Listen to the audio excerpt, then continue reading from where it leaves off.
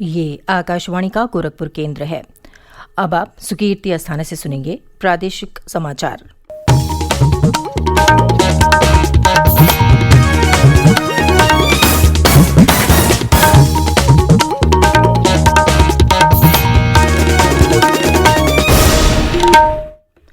पहले मुख्य समाचार। प्रधानमंत्री नरेंद्र मोदी ने मुख्यमंत्री योगी आदित्यनाथ से बातचीत कर प्रदेश में कोरोना महामारी की दूसरी लहर से उत्पन्न स्थिति का किया आकलन। मुख्यमंत्री ने गौतम बुद्ध नगर, गाजियाबाद और मेरठ जनपदों का दौरा कर कोविड-19 पर नियंत्रण के लिए किए जा रहे उपायों की समीक्षा की। कहा, सरकार की ट्रेस, टेस्ट और ट्रीट नीति से राज्य में कोरोना के मामलों में आ रही है कमी। प्रदेश के 5 और जनपदों में 18 से 44 आयु वर्ग के लोगों का टीकाकरण आज से होगा शुरू। और प्रदेश में पिछले 24 घंटों में कोविड संक्रमण के 10,682 नए मामले सामने आए। 24,837 लोग हुए स्वस्थ।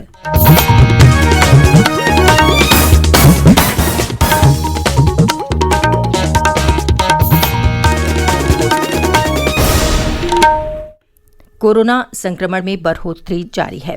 सभी श्रोताओं से अपील है कि लापरवाही न बरतें, सभी एहतियाती उपायों का पालन करें और 44 वर्ष से अधिक उम्र के जिन लोगों ने कोविड का पहला टीका लगवा लिया है, सही समय पर दूसरा टीका लगवाएं। 3 आसान उपायों का पालन करें और सुरक्षित रहें। मास्क लगाएं, 2 गज की सुरक्षित दूरी बनाए रखें तथा बार बार हाथ धोने और साफ सफाई का ध्यान रखें। और अब समाचार विस्तार से। प्रधानमंत्री नरेंद्र मोदी ने कल मुख्यमंत्री योगी आदित्यनाथ से बातचीत करके राज्य में कोरोना महामारी की दूसरी लहर से उत्पन्न स्थिति का आकलन किया। उन्होंने प्रदेश सरकार की महामारी प्रबंधन रणनीति का भी जायजा लिया। बाद में मुख्यमंत्री ने ट्वीट करके बताया कि राज्य में कोरोना प्रबंधन सफलतापूर्वक आगे बढ़ रहा है। उन्होंने कोविड मरीजों के उपचार की व्यवस्था, अस्पतालों में बिस्तरों की उपलब्धता, ऑक्सीजन की आपूर्ति और टीकाकरण के संबंध में मार्गदर्शन के लिए प्रधानमंत्री का आभार जताया। मुख्यमंत्री योगी आदित्यनाथ ने कल गौतम बुद्ध नगर, गाजियाबाद और मेरठ जनपदों का दौरा करके वहां कोविड-19 पर नियंत्रण के लिए किए जा रहे उपायों की समीक्षा की। उन्होंने जनपदों में एकीकृत कोविड नियंत्रण और कमांड केंद्रों तथा टीकाकरण केंद्रों का निरीक्षण किया। श्री योगी ने गौतम बुद्ध नगर जनपद के एक गांव के प्राथमिक स्वास्थ्य केंद्र का भी निरीक्षण किया और स्वास्थ्य कर्मियों और आंगनबाड़ी कार्यकर्तियों से बातचीत की। संवाददाताओं को संबोधित करते हुए मुख्यमंत्री ने कहा कि प्रदेश सरकार कोविड-19 की अत्यधिक संक्रामक दूसरी लहर को नियंत्रित करने के लिए हर संभव उपाय कर रही है। उन्होंने कहा कि ट्रेस, टेस्ट और ट्रीट नीति के साथ पूरे प्रदेश में अभियान चलाया गया, जिसके परिणाम स्वरूप राज्य में संक्रमण के मामलों में तेजी से गिरावट आई है और पिछले 15 दिनों में कोविड के सक्रिय मामले 1,47,000 तक कम हुए हैं। उन्होंने कहा कि आज प्रदेश में प्रतिदिन 2.5 लाख से अधिक कोविड नमूनों की जांच की जा रही है। श्री योगी ने कहा कि प्रदेश के कोविड अस्पतालों में बिस्तरों की संख्या लगातार बढ़ाई जा रही है। उन्होंने कहा कि प्रदेश सरकार कोविड मरीजों को निःशुल्क जांच और उपचार उपलब्ध करा रही है।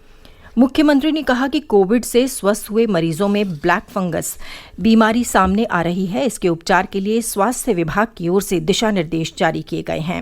उन्होंने कहा कि इस बीमारी के बारे में लोगों को जागरूक करने के लिए व्यापक अभियान चलाया जाना चाहिए। मुख्यमंत्री ने कहा कि कोविड की संभावित तीसरी लहर से निपटने के लिए प्रदेश सरकार ने तैयारियां शुरू कर दी हैं और सभी जनपदों और मेडिकल कॉलेजों में बच्चों के लिए आईसीयू तैयार करने के निर्देश दिए गए हैं। मुख्यमंत्री ने कहा कि प्रदेश सरकार ने ग्रामीण क्षेत्रों में संक्रमण के प्रसार को रोकने के लिए घर घर जाकर जांच का अभियान शुरू किया है। हर ग्राम पंचायत में निगरानी समितियां बनाई गई हैं, जो कोविड के संदिग्ध रोगियों की पहचान करके जिले के एकीकृत कोविड नियंत्रण और कमांड केंद्र को सूचित करती हैं। बाद में रैपिड रिस्पांस टीम संबंधित इलाकों में जाकर कोविड की जांच करती हैं और लोगों को मेडिकल किट उपलब्ध कराई जाती है।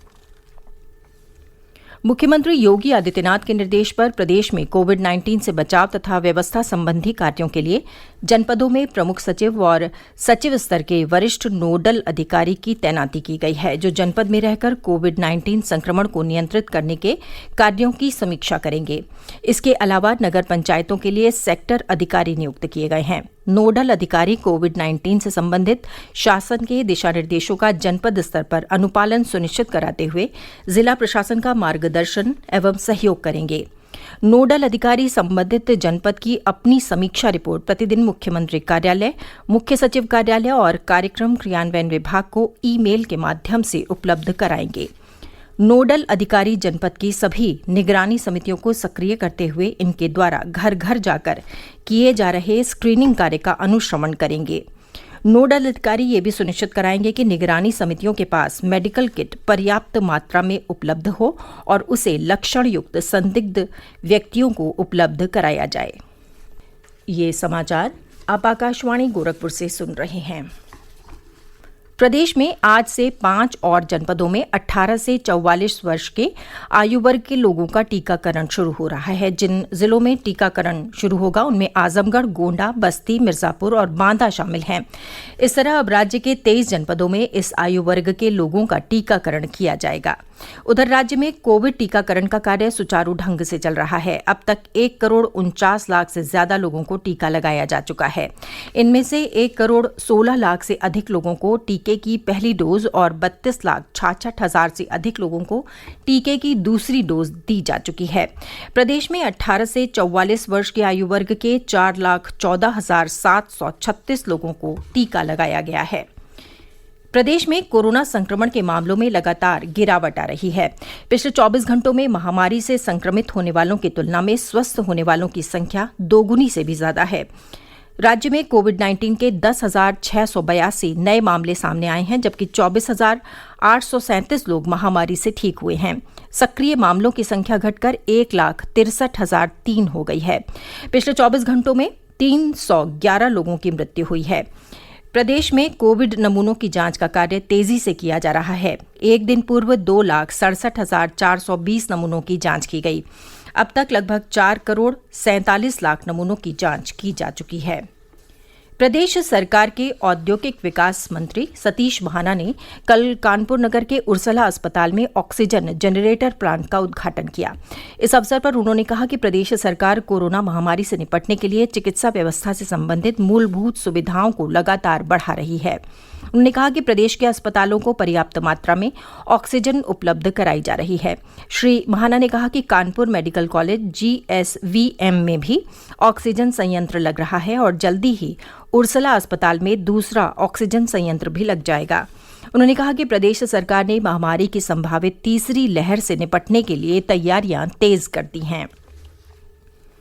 केंद्र सरकार ने कहा है कि कोरोना महामारी की स्थिति में दबाव झेल रहे बच्चों की जानकारी, उनकी तस्वीरें और संपर्क सोशल मीडिया पर साझा नहीं किया जाना चाहिए।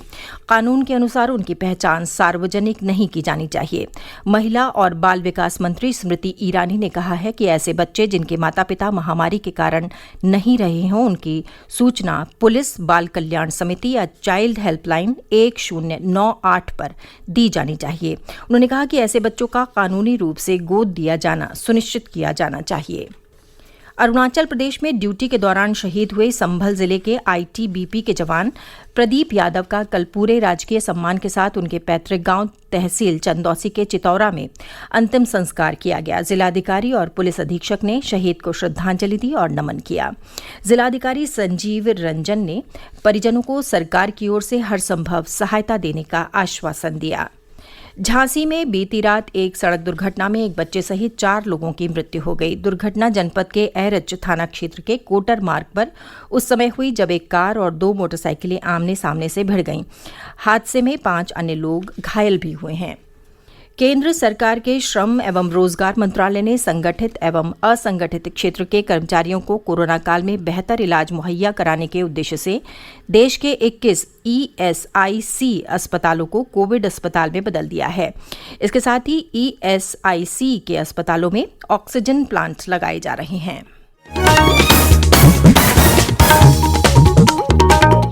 और अंत में मुख्य समाचार एक बार फिर। प्रधानमंत्री नरेंद्र मोदी ने मुख्यमंत्री योगी आदित्यनाथ से बातचीत कर प्रदेश में कोरोना महामारी की दूसरी लहर से उत्पन्न स्थिति का लिया आकलन। मुख्यमंत्री ने गौतम बुद्ध नगर, गाजियाबाद और मेरठ जनपदों का दौरा कर कोविड-19 पर नियंत्रण के लिए किए जा रहे उपायों की समीक्षा की। कहा, सरकार की ट्रेस, टेस्ट और ट्रीट नीति से राज्य में कोरोना के मामलों में आ रही है कमी। प्रदेश के 5 और जनपदों में 18 से 44 आयु वर्ग के लोगों का टीकाकरण आज से होगा शुरू। और प्रदेश में पिछले 24 घंटों में कोरोना संक्रमण के 10,682 नए मामले सामने आए। 24,837 लोग हुए स्वस्थ। इसके साथ ही समाचार बुलेटिन समाप्त हुआ। नमस्कार।